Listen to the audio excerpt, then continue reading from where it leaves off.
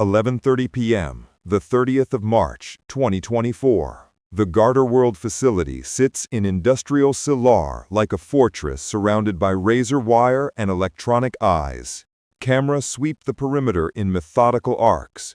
Motion detectors scan empty corridors, their invisible beams creating a web of protection. Inside, $30 million waits in the vault, organized on pallets like building blocks of greed. The burglar alarm screams through the Saturday night silence, piercing the air like a banshee's wail. LAPD dispatch barely glances up, another false alarm from the warehouse that cries wolf weakly. But high above, on a neighboring rooftop, 6 figures in black tactical gear watch through military-grade night vision scopes. The facility glows green in their enhanced vision, every detail sharp, every weakness exposed. They've been studying this building for months, mapping every camera angle, every blind spot, every flaw in what should be impenetrable security. The team leader adjusts his scope, focusing on the roof access point they identified weeks ago. "This is it," he whispers into his throat mic. Final confirmation. Everyone in position. Responses crackle through encrypted channels. Overwatch ready. Entry team standing by. Extraction vehicles deployed. They move with the precision of a Swiss watch, each man knowing his role, each step rehearsed until it became muscle memory. 4:30 a.m., Easter Sunday. The assault begins. The lead man produces a plasma torch, industrial-grade equipment that cuts through steel like butter. He ignites the device, and blue-white fire erupts from the tip. Sparks cascade into the darkness below like deadly fireworks. The metal begins to glow cherry red, then white-hot as the torch carves a perfect circle 3 feet in diameter. The cut is surgical, precise, measured to the millimeter. They've calculated the exact size needed for human passage while avoiding structural supports that might trigger vibration sensors. The roof section falls inward, landing on foam padding they placed hours earlier, muffling any sound that might alert security systems. One by one, they rappel down into the warehouse, black ropes disappearing into green-tinted darkness. Their descent choreographed like a ballet of crime. Night vision goggles turn the cavernous space into an alien landscape. The facility's interior stretches before them like a cathedral of capitalism. Massive warehouse space reaching up into shadows. Stacks of money organized in perfect geometric rows, creating corridors between pallets, each containing more cash than most people see in a lifetime. They hit the ground and immediately adopt tactical formation, moving through the maze of wealth with the fluidity of mercury flowing downhill. The warehouse security system creates an invisible obstacle course. Motion detectors sweep left to right in predictable patterns. Infrared beams cross corridors at precise intervals. Pressure plates hidden beneath seemingly innocent floor tiles. But they've studied this system for months. They know every sweep pattern, every timing sequence, every gap in coverage. The point man signals with hand gestures learned from military training. Motion sweep in 3, 2, 1. They freeze like statues as invisible beams pass overhead, then flow forward through the gap.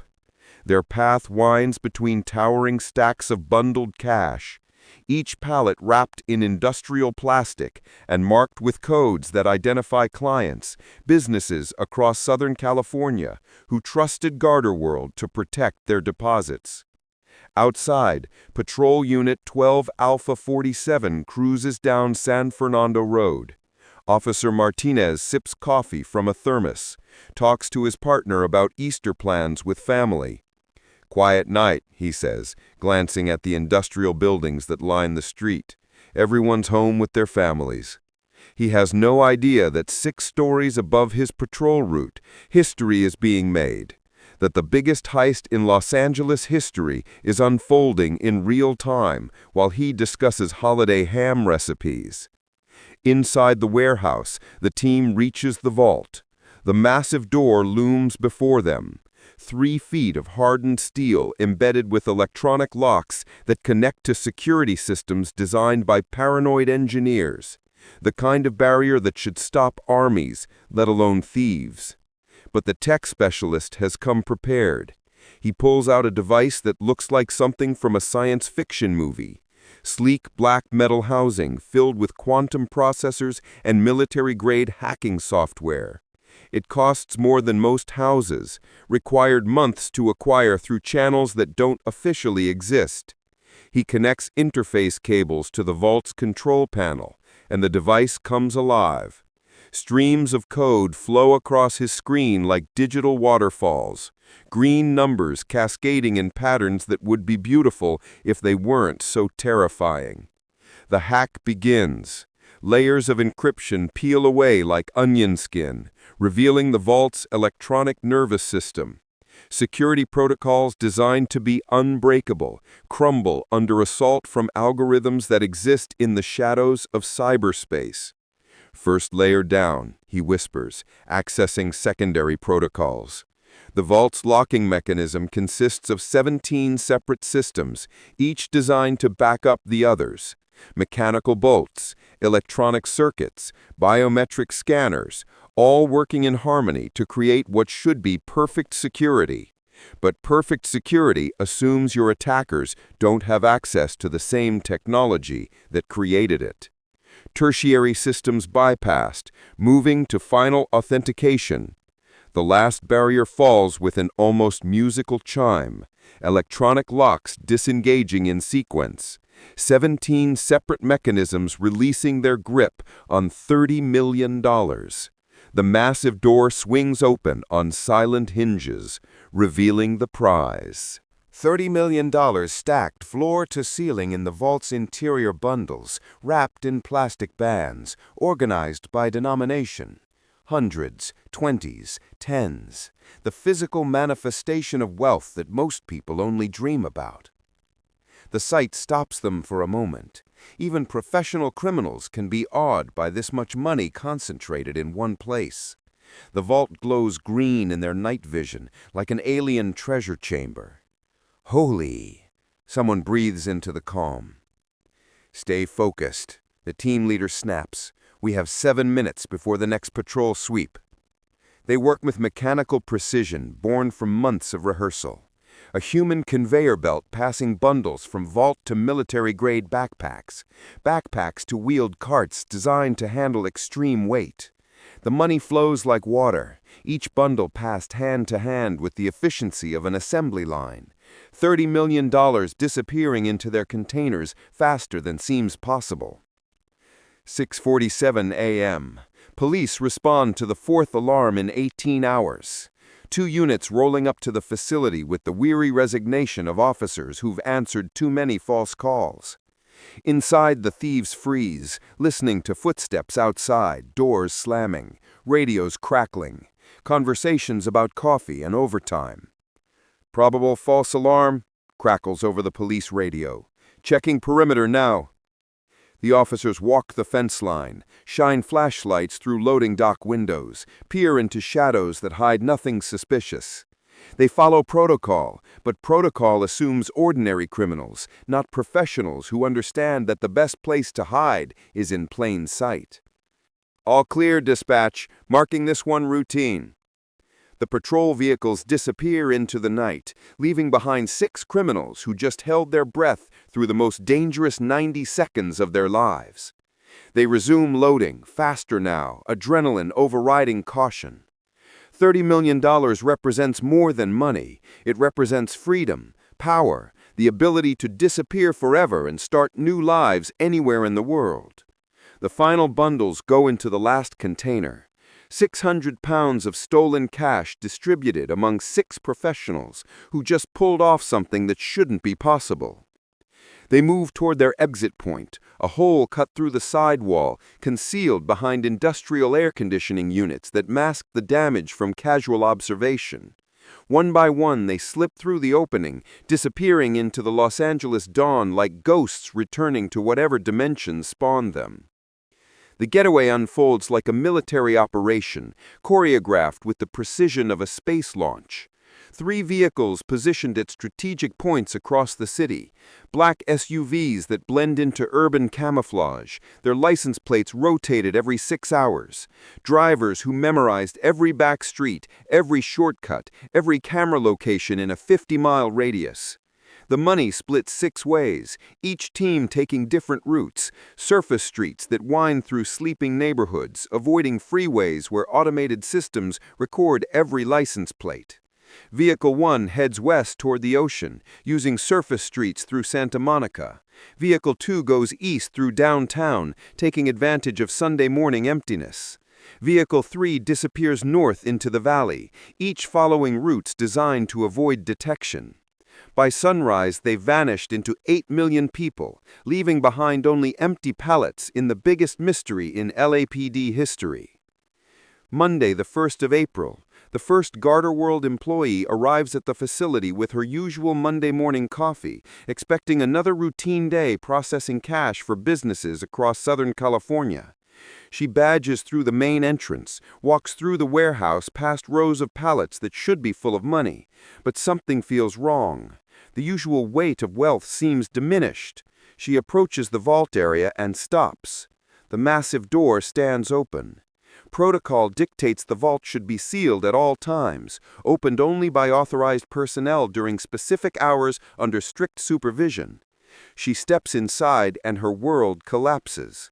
The vault is empty, every pallet bare, protective wrapping scattered across the floor like confetti after a celebration that cost $30 million. Her coffee cup slips from nerveless fingers, shattering on concrete, the sound echoing through emptiness that used to hold enough money to buy a small country. Her scream pierces the morning silence, bringing security guards running, but there's nothing left to secure. Within minutes, federal agents swarm the facility. FBI crime scene technicians analyzing every surface, every fingerprint, every microscopic piece of evidence that might lead to the crew that pulled off the impossible. They find precision that borders on art. The roof hole cut with surgical accuracy, dimensions calculated to allow human passage while avoiding structural damage. The sidewall breach that required industrial equipment operated by someone who understood construction engineering. The vault opened without damage to locking mechanisms, suggesting either inside knowledge that shouldn't exist or technology that represents a quantum leap in criminal capability. Aerial drones mapped the crime scene, revealing the thieves' path through the facility like a ghost trail through security systems designed to stop anyone. Investigators study surveillance footage from neighboring businesses, tracking vehicle movements in the hours before and after the heist. Black SUVs appear and disappear in camera blind spots, positioned too perfectly to be coincidence, planned too precisely to be the work of amateurs. The digital forensics reveal electronic interference during the critical hours, Wi-Fi jamming that blocks security communications, cellular disruption that created a bubble of silence around the facility. Someone had brought military-grade electronic warfare equipment to a cash heist. Meanwhile, across the city, the crew faces the most dangerous part of their operation, laundering $30 million in stolen cash.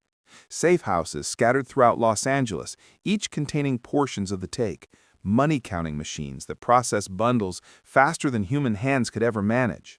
They understand they have weeks, maybe months, before federal task forces make the city too hot to operate.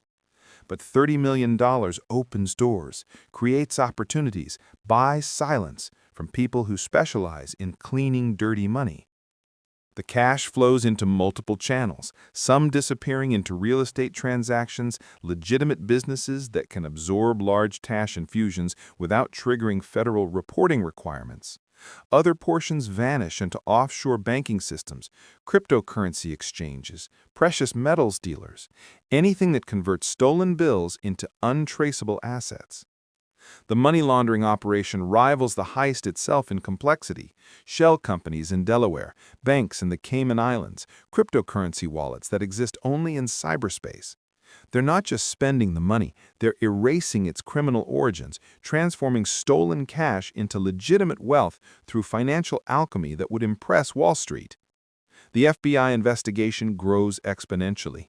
Special Agent Davis leads a task force that eventually includes 200 agents, specialists in financial crime, electronic surveillance, behavioral analysis. They interview thousands of people, Garda-World employees, security contractors, anyone with access to the facility or knowledge of its operations. The interviews reveal Garda-World's troubled history, missing money that should have triggered investigations years ago, employees who ignored security protocols, managers who moved funds to cover shortfalls. Brian Newell, former branch manager, tells agents about orders to transport coins from Connecticut to Massachusetts to cover up missing money before bank audits. He explains they were robbing Peter to PayPal. Company executives knew $9 million was missing as early as 2014, but chose concealment over correction, creating the perfect environment for a perfect crime. Polygraph tests revealed deception. Financial audits uncover suspicious transactions. Surveillance footage shows employees with access acting nervous during specific time periods. But the crew planned for internal investigation too. They insulated themselves, created layers of separation between planning and execution. Retired Detective Murphy studies the evidence, tells task force members what they already suspect. This has inside job written all over it. You don't pull something this sophisticated off from the outside. But proving inside help requires finding someone willing to betray $30 million, willing to risk their life testifying against people who just demonstrated they can do the impossible. Weeks turn to months. The investigation spreads across multiple states, follows money trails that lead to dead ends, interviews suspects who lawyer up before answering a single question.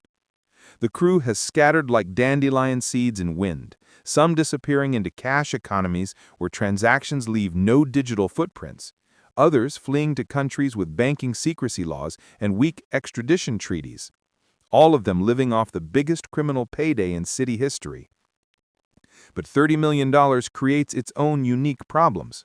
That much cash generates heat, attracts attention from people who smell money, requires sophisticated infrastructure to remain hidden.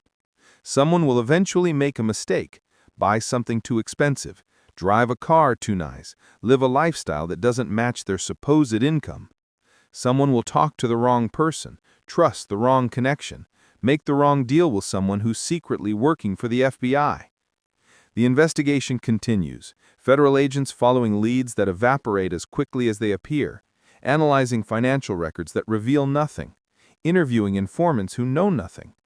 But time has a way of unraveling even the most perfect crimes. Greed, betrayal, paranoia, the human elements that destroy criminal conspiracies no matter how well planned. Somewhere in Los Angeles or scattered across multiple continents, the Easter Sunday crew is learning that pulling off the perfect heist was only half the challenge. Staying free with $30 million in stolen cash while federal agents hunt them with unlimited resources. That's where legends either become myths or get destroyed by their own success. The vault remains empty, the money remains missing, and the perfect crime remains perfect. But perfect crimes exist in a delicate balance. One mistake, one moment of carelessness, one person who decides $30 million isn't enough to stay quiet forever.